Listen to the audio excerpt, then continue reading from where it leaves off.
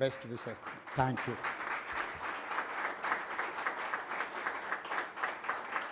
హైదరాబాద్ నగరం ప్రపంచ ముఖ చిత్రంలో ఒక ప్రధానమైన నగరంగా గుర్తింపు పొందడానికి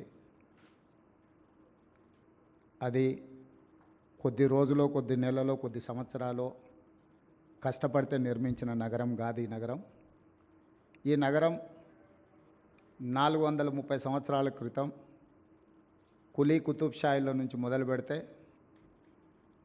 నిజాం వరకు హైదరాబాద్ నగరాన్ని నిర్మించడం జరిగింది. ఆ తర్వాత నిజాం బ్రిటిషర్స్ కలిసి రెండవ నగరం సికింద్రాబాద్ని నిర్మించడం జరిగింది. మళ్ళీ మా మంత్రి శ్రీధర్ బాబు గారు చెప్పినట్టు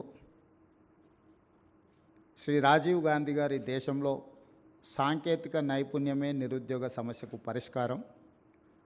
ప్రపంచంతో పోటీ పడాలంటే భారతదేశం సాంకేతిక నైపుణ్యం సంపాదించాలి అని చెప్పి దేశానికి కంప్యూటర్ని పరిచయం చేసింది.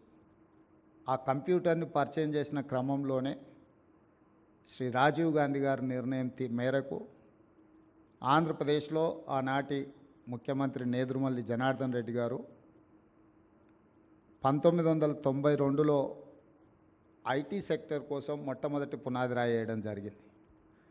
తర్వాత ఆ కార్యక్రమం ఆగిపోవడం, ఆ తర్వాత నారా చంద్రబాబు నాయుడు గారు ఉమ్మడి రాష్ట్రానికి ముఖ్యమంత్రిగా బాధ్యతలు చేపట్టడం,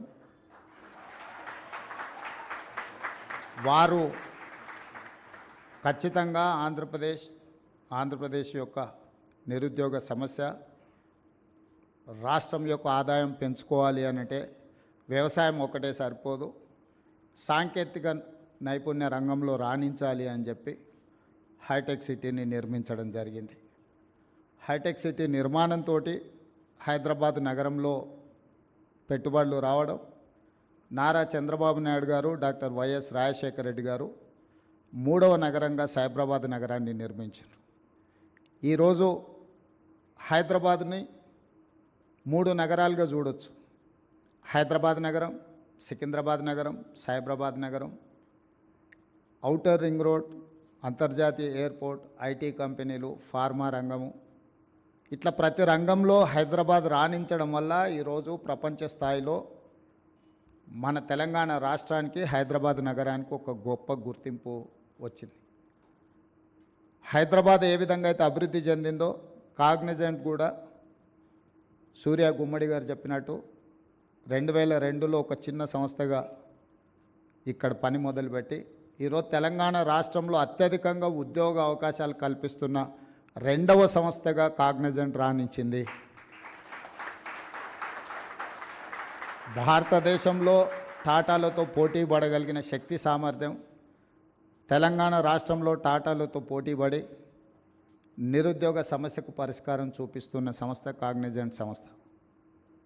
ఈరోజు లక్షలాది మంది తెలంగాణలో చదువుకుంటున్న ఇంజనీరింగ్, నాన్ ఇంజనీరింగ్ స్టూడెంట్స్కి ఉద్యోగ ఉపాధి అవకాశాలు వస్తున్నాయి అని అంటే కంటిన్యూస్గా కులీ కుతుబ్ షాయి నుంచి మొదలు పెడితే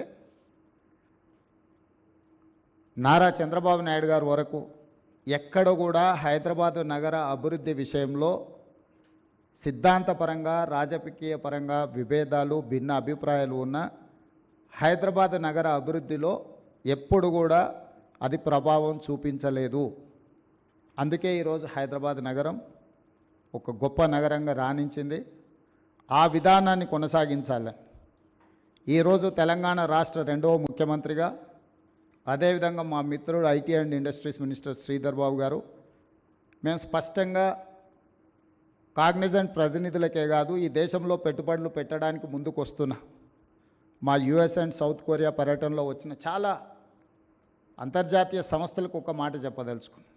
ఈ 430 సంవత్సరాలలో రాజకీయపరమైన, పరిపాలనపరమైన భిన్న అభిప్రాయాలు ఉన్న హైదరాబాద్ నగర అభివృద్ధిలో భేదాభిప్రాయాలు లేకపోవడం వల్లనే హైదరాబాద్ నగరం ప్రపంచంతో పోటీ పడుతుంది.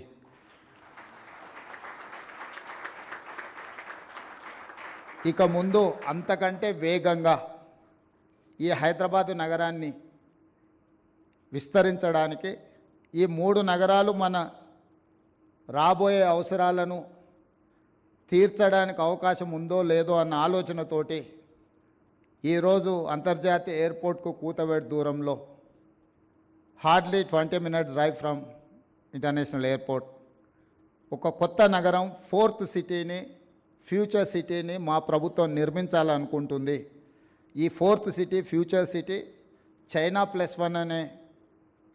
ప్లస్ వన్ కంట్రీ కోసం అమెరికా, సౌత్ కొరియా ఇతర దేశాలు ఏదైతే చూస్తున్నాయో ఈ అన్ని ప్రశ్నలకు సమాధానంగా ఫోర్త్ సిటీ మేము ఫ్యూచర్ సిటీగా ఏదైతే నిర్మించాలనుకుంటున్నామో అదే సమాధానం చెప్తుంది. ఈ ఫ్యూచర్ సిటీలో మీరందరూ భాగస్వాములు కావాలి. కాగ్నిజెంట్ తొందరలోనే 1,00,000 మంది నిరుద్యోగులకు ఉద్యోగ అవకాశాలు కల్పించేటప్పటికీ ఆ ఫ్యూచర్ సిటీలో కూడా మీ ప్రెజెన్స్ కనిపించాలి, మీరు అక్కడ ఉండాలి. మిమ్మల్ని అక్కడికి రావాల్సిందిగా రాష్ట్ర ప్రభుత్వం తరఫున సాదరంగా మిమ్మల్ని ఆహ్వానిస్తున్నాం.